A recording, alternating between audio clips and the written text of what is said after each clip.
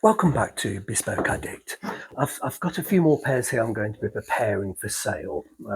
They're all a bit dusty, but each one is in lovely condition, but I just want to prepare them for sale, get the dust off, clean them properly, moisturize them and polish them very, very well. These are lovely shoes.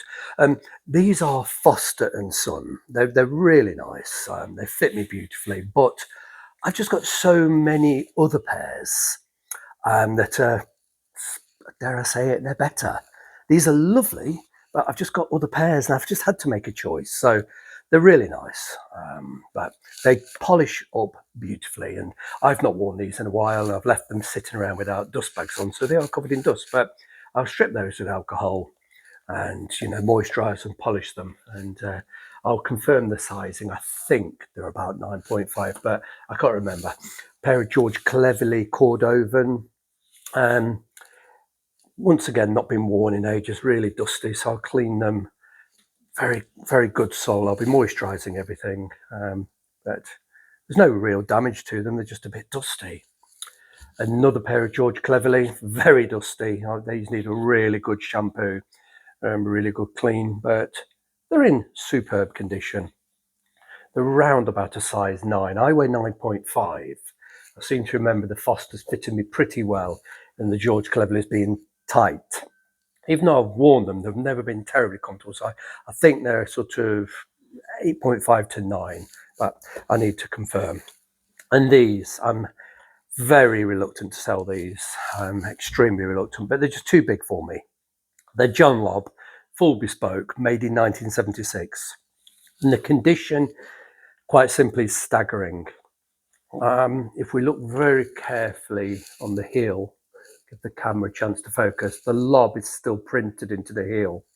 And that's the first thing to wear off. Usually it's printed here, and it is on the other one. Let's have a look. Yes. There it is. Obviously that doesn't touch the pavement and it doesn't wear away, but these normally wear away within, hours, quite frankly, and, it shows how little they've been worn. They just have the most beautiful sort of heel. It kind of flares forwards and beautiful, beautiful things, full bespoke. And the interesting story is with these, that they are normally, due to the cost, these things are for the well-heeled, for the wealthy people. They are several £1,000s to commission, and it's not generally purchased by someone that doesn't have money. But these were ordered by a gentleman. He worked the night shifts on Pullman trains, and as a what was he? I forget what that was called. Not a guard. It doesn't matter what he was called anyway. A steward. He was a steward, and he'd received tips like hairdressers and taxi drivers receive tips. And he received tips, and he saved and saved and saved his tips, and visited John Lobb. What it was, I bought these off his son. And his father had died, and he remembers his father having these made in the 70s. And they weren't wealthy. He was a steward on a train, but he'd seen a gentleman wearing a similar pair of shoes, and he'd seen him on the train a few times, and he questioned him. And the gentleman said, "Oh yes, he'd had them made at John Lobb." So the steward thought, well, he'd never heard of them, but he went to see and was obviously very, very shocked at the cost. But then sort of thought about it and thought, well, if I save my tips for a couple of years, perhaps I could. So that's what he did. He saved for a year and went down and got measured up and placed the order and paid in tips. And then it takes about a year or so to sort of go through the fittings before the shoes are ready, by which time he'd saved another year of tips and he could take the shoes. So, yeah, they're very strange, actually. Yeah, but they've barely been worn.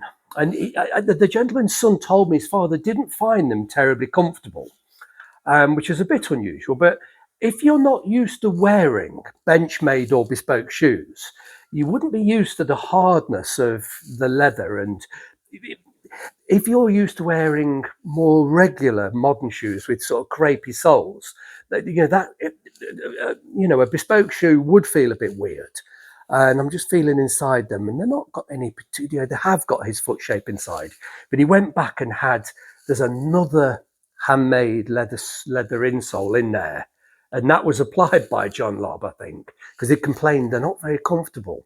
So they put this squishy sort of thick And I would imagine underneath that there's the John Lobb with all the gold sort of. I have never peeled it back, but that was the story anyway. That he was surprised that they weren't more comfortable. Now, of course, if he'd have worn them, his foot would have really moulded. To a certain degree, bespoke shoes do have the sole carved and moulded to your feet.